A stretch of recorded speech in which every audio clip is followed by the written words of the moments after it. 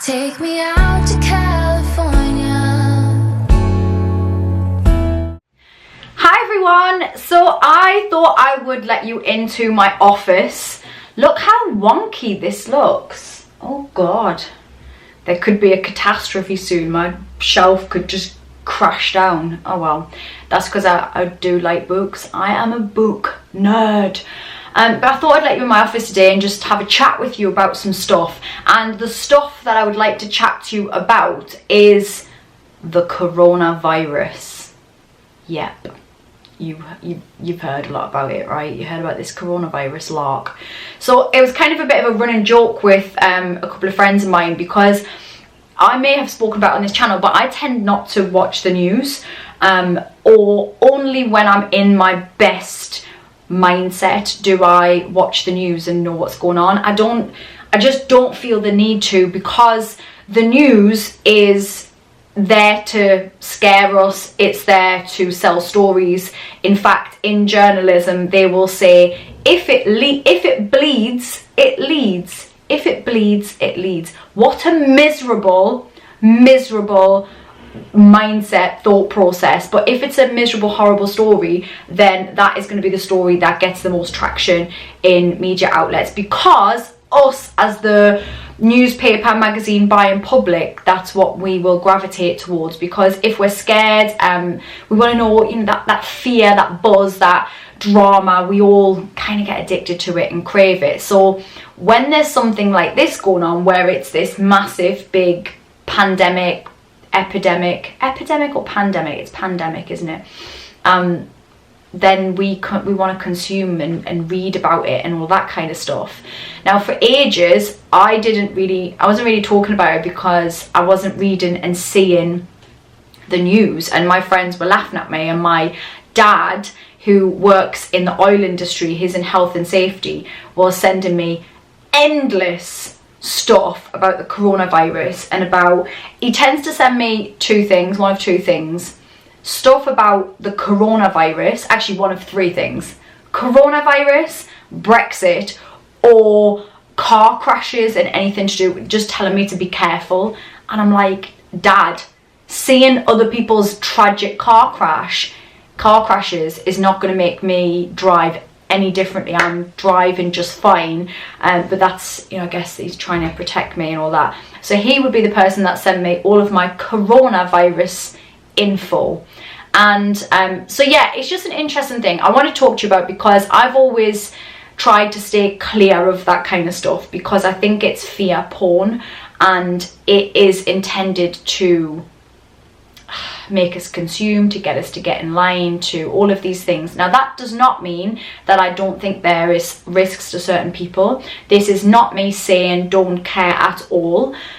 First of all, the advice that we have been given in terms of the coronavirus is to make sure you are washing your hands correctly, more than you would, trying to be aware of where you're going and traveling, and possibly wearing masks in certain circumstances, going through airports, being in big crowds, but obviously getting the specific kind of mask that you should be getting. That's the advice that we are being given. I'm also not an expert in the actual ins and outs of this. I'm not professing to be.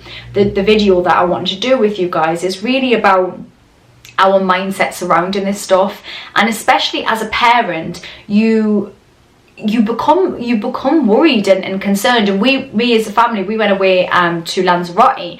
You may have seen my video about this. We went to Lanzarote, and I was so pressured into getting masks, because everybody was messaging me saying, Holly, you need to know about the coronavirus, you need to watch the news. I then started to watch the news, and then instantly got panicked and instantly wanted to meal prep and hoard and do all of this stuff that I wasn't, which is unnecessary.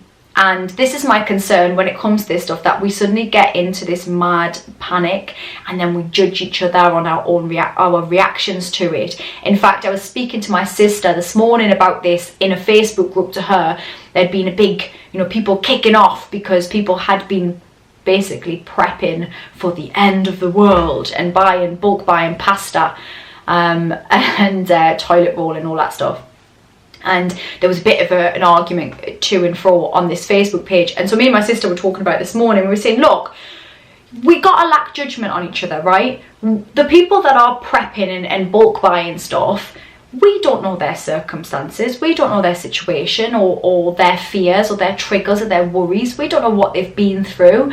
They might have some debilitating disease, immune deficient disease, where they think, do you know what, I'm going to bunker down, I'm going to buy loads of food, I'm not going out, I don't feel safe to. That's on them, that's on them, and I'm not going to tell them to be any other way than how they need to be to get them through their worries, because that would be wrong of me to do that, and I don't know their circumstances. Equally, just because everybody else is panicking does not, or are they all panicking? I don't know, but you don't have to behave in any way that doesn't fit or sit right with you. We can, as it goes with anything, we can worry about the thing when it hasn't happened, or we can just live our lives.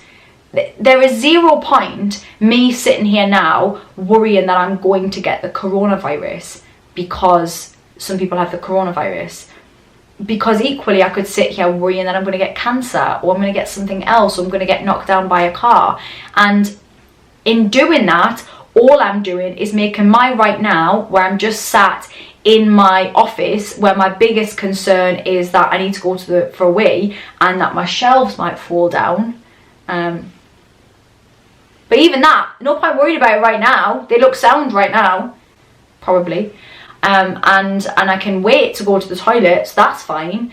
There's no point me worrying about anything else, because then I'm just spoiling my right now. And that's the same with anything. But when it comes to things like health, we can get so worried about it. But the truth is, none of us knows what the next step is going to be. We can only ever try to eat healthy, try to move our bodies, laugh lots, stay focused on the positive, and a lot of our life is just completely not down to us. We can only control our reaction to it.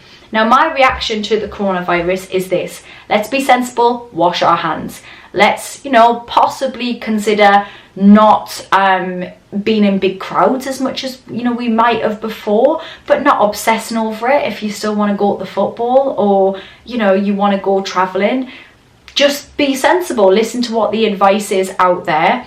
If you want to prep up on toilet roll and hoard and be in your house and bunker down and batten down the hatches, then do your thing. If you don't, then don't. And I'm going to spend my time just living my life and not concerning myself with anything other than the normal stuff that I would concern myself with. My kids have come home from school, and my girls are actually very, very good with washing their hands. My oldest is a bit obsessed. So if you come to my house, you will be grilled on whether you've washed your hands. This is pre-corona. This is like always. But if you come to my house, you'll leave the toilet and she'll go, have you washed your hands? I have told her it's not really very polite to ask guests whether they've washed their hands. But just saying, if you come round, just make sure you do, because that kid will... She will smell check. I'm just saying, she will smell check your hands. If your hands don't smell like melon when they come out that toilet, then it's not down to me. She's in charge of the hand washing. But they came back from school and they'd been told to sing happy birthday twice while washing their hands. So now I've got 2 little sociopaths. Happy birthday to you. Every time they go to the toilet. It's the weirdest thing I've ever seen. But whatever, they're washing their hands. That's always a good thing. And anything other than that, obviously I'm not going to say don't take precautions, because there are many people that do have immune deficiencies. My brother-in-law, and my sister's partner, they're not married, so that's why it's not strictly speaking, but my brother-in-law, he has had leukemia twice and has recently had a transplant, bone marrow transplant. So his immune is really, really low. He's at high risk. My sister and him, they're not freaking out about stuff. My phone is now pinging at me. They're not freaking out about stuff because they're not really going anywhere. They're doing what they can. They're living their life. It is just as scary for him if his daughter gets chicken pox. So what the point of this video I can't speak today. What's wrong with me? But in a roundabout way is, one, just focus in on your right now. There is a 0 point worrying about what could be, because most of the could be's don't happen. And if you focus on those things, then you spoil the right now, which is happening. You can worry about the coronavirus and spoil right now, or you can just take normal precautions, wash your hands, look after yourself. If you have any signs that are concerning you, give the NHS hotline or your local healthcare hotline a call and ask them what to do. But I've seen so much scaremongering and fear. In fact, I was at an event talking at last week on Friday, and somebody rang an ambulance. This is not even a joke, this is ridiculous. Somebody rang an ambulance, and I said, oh, what was the ambulance for? And I was told that somebody was worried that she was showing signs of the coronavirus. So a cold then.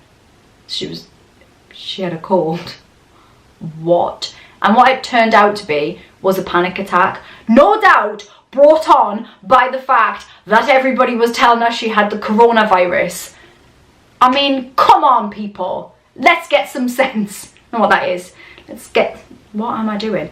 Let's get some, like, common sense. I mean, yeah, everybody during the winter in the UK shows signs of the coronavirus, because we've all got coughs and colds and stuff. That's what the signs are. You know, anyway. And a friend of mine also had a woman at work who messaged her. I mean, this is hilarious. I'm just gossiping now. We're just chatting, aren't we? This woman sent her a message saying, I'm really concerned with the cough that you have. It's quite hacking and it's making me nervous. I think you should self-isolate. No, stop it. Stop it now. What are you doing? And my friends like messaged back saying, thanks for the soother, Sylvia.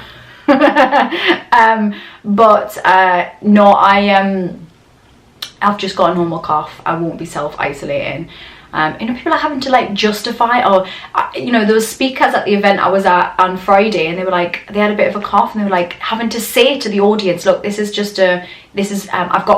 got guitar, so it is actually it's a productive cough, which is not what the signs of the coronavirus are. They're having to justify their symptoms, walking around worrying if you cough, like trying to stifle your cough in case people think you've got the coronavirus. I mean, I'm not underplaying